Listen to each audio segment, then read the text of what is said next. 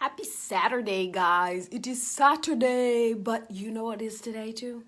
Today is day one of the 40-day keto challenge. I am so excited. So I went live in the group today. Don't worry. It's about, what is it? It is about 6:30 p.m. where I am now. And I'm actually keeping registration open until the clock strikes midnight. So if you're thinking about joining, you can go ahead and join. But in the meantime, what I wanted to come on and talk to you a little bit about is talk to you a little bit about how to start on your journey if you're not quite ready for keto. So I do not profess ketogenic eating being for everyone. It certainly isn't. I don't profess ketogenic eating being the only way that there is out there to lose weight. It certainly is the fastest.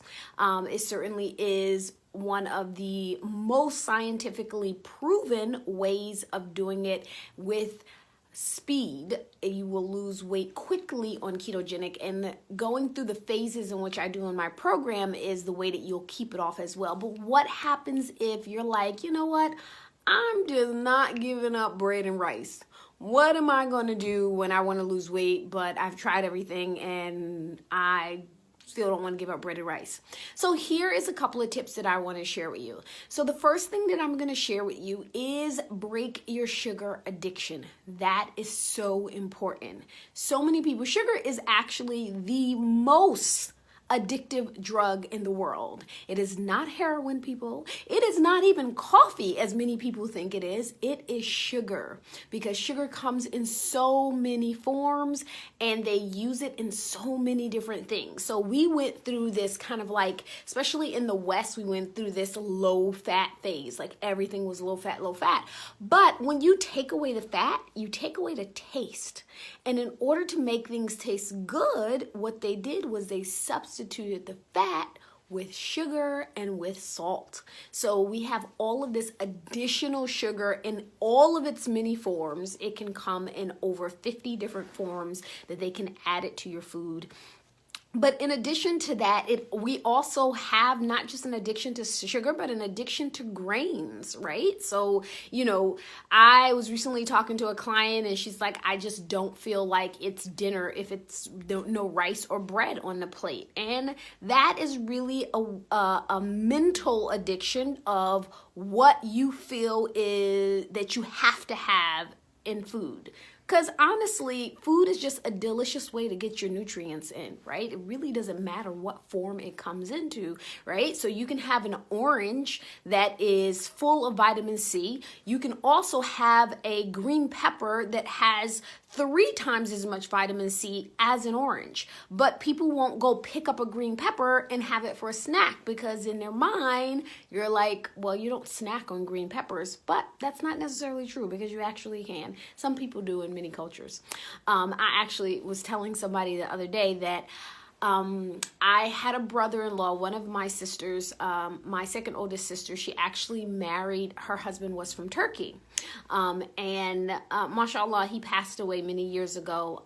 But one of the things that I remember, particularly growing up, is that he used to snack on onions. Like literally, he would like bite an onion like an apple, and he had no problem doing that. Onions, peppers, like things that we would sit around and be like, ooh. But you know what? It's a delicious way to get your nutrients in if that is what you want to do. So the first thing, again, that I would suggest, that if you're not really quite ready to take the keto leap, or you just have no intentions of taking the keto leap, then the first thing I would say is to break your addiction to sugar. Now, if you're not quite sure how to do that and the things that has sugar included, you can go to 10daysugarrehab.com, and I've put together a 10-day sugar rehab plan, and it's absolutely free. You're just going to enter your name and email address and you will download it. And inside of that 10-day sugar rehab plan, there is a list of over a dozen aliases that sugar goes by that is in your food that you may not even know. You may look at something and think, oh, well, there's no sugar in this because I don't see high fructose corn syrup, or I don't see cane sugar. But it can go by so many other names. And so I list inside of that plan, I've listed over a dozen aliases that sugar can go by. So I would say start there, because sugar is really the thing that is the most detrimental. People think that it is cholesterol and fat, it is fat rather, that causes high cholesterol, but in fact is actually sugar. It's having lots of sugar in your system is what causes you to have high cholesterol. So if you have high cholesterol, the first thing you need to do is cut the sugar out. And how do you do that? You start off by, obviously, the most obvious thing, right? Give yourself a specific time span, right? So you've heard, if you was on my live yesterday, then you probably heard me say this as well. Give yourself a specific time in which you are going to achieve your nutritional goals. Now, the studies really are very definitive that you can't gradually get yourself off of sugar. You have to do it cold turkey. So give yourself 2, 3, 10 days. My plan is a 10-day sugar rehab. In one research study, they showed that by day 3, people had a 25% decrease in their craving for sugar, but by day 7, they actually had an 80% decrease of their craving for sugar. So when they took people off sugar completely, and so that's what the reason why a 10-day sugar rehab plan, so that you can be 100% off, no more cravings for sugar, and you can actually start tasting your food again. So that is super important, because when you're addicted to sugar, you will go and you'll eat something and it's not even sweet. You know, other people are saying, oh my God, this is so sweet. And you're like, oh, this is delicious. I love this. This is no problem. Well, that's because your taste buds, literally, the more that they get, the more that they need. So that is going to be my number one thing. So the second thing that I would tell you to do is if you need to start working on your weight loss right now, but you're not ready to make huge changes, drink water. Drink half your body weight in ounces of water every single day. So half your body weight in pounds. So if you weigh 200 pounds, you should be drinking about 100 ounces of water every single day. And that's just as a normal, steady, that doesn't even include drinking extra water because you've had caffeinated drink, or extra water because you've exercised and sweat a lot. You should actually start off by drinking half your body weight in pounds in ounces of water every day. That is going to go a huge way. Let me tell you how that's going to work. Number one, when you drink water as little as 10 ounces, your metabolism raises 30% for at least 2 hours. That's awesome. So just drinking water will actually boost your metabolism. But the reverse is also true. Research shows that if you are as little as 3% dehydrated, your metabolism actually slows down 10%. So not only do you want to drink water in order to raise your metabolism, you want to stay hydrated so your metabolism isn't slowing down. Water has been shown. So here's a really cool study specifically for women, is they found that women who drank at least 8 ounces of glasses of water a day decreased their chances of colon cancer by 50%. But here's the interesting thing about the study, which warrants for follow-up studies, that actually was not true for men. It was actually only true for the women who took part in the study. So that's another huge advantage of you trying to drink the amount of water that you should be drinking every single day. So remember, half your body weight in ounces of water each and every day. That would be my second suggestion for you. My third suggestion, for if you're not really ready to make a big, huge leap into your health and fitness, my third suggestion for you would be do what we call a crowding diet. So you don't want to give up your cookies at night. You don't want to give up your fried chicken or your pizza or whatever it is that you love and you crave. So what I would recommend that you do is don't give it up if you're not ready to make that leap.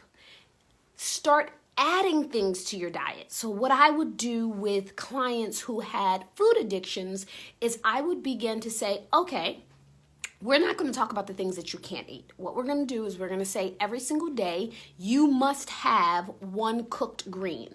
I don't care if you're eating some collard greens along with your fried chicken, or if you're eating some broccoli along with your curry chicken that's full of oil. Whatever it is that you're eating, you just make sure that you have that every single day.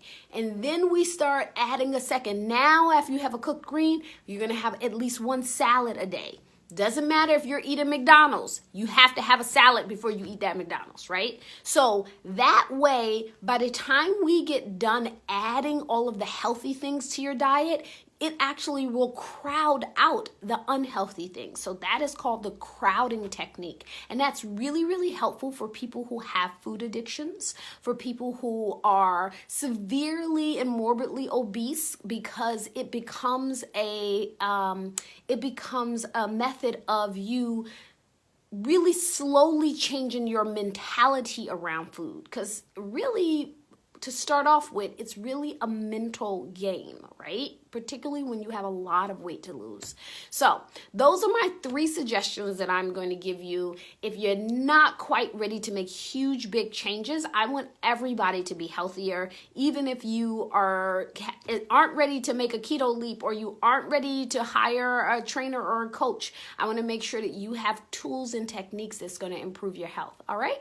So I will talk to you tomorrow. As you've noticed that you can catch me here live every day. So far, I've been doing pretty good. I've been committing to you guys, and I am here, Insta people. All right, so I will talk to you tomorrow. And again, the 2 resources that I gave you was, 1, if you want the sugar rehab plan, you can go to 10daysugarrehab.com. And if you want to jump in on the keto challenge, which starts today, you can go to 40dayKetoChallenge.com. The number, not the word, KetoChallenge.com. And that is going to challenge you ladies to doing 40 days of breaking your sugar addiction, adopting ketogenic eating, incorporating angiogenesis inhibiting food, incorporating metabolic reconditioning exercises, and I coach you personally along the way. We had our first coaching session today. You'll find the video inside of our private Facebook group, and I will be there every single week, right? Giving you tips, responding, cheering you on, and you have access to all of the information that you need inside of our members only website as well. So I hope to see you on the flip side. All right. Assalamu alaikum.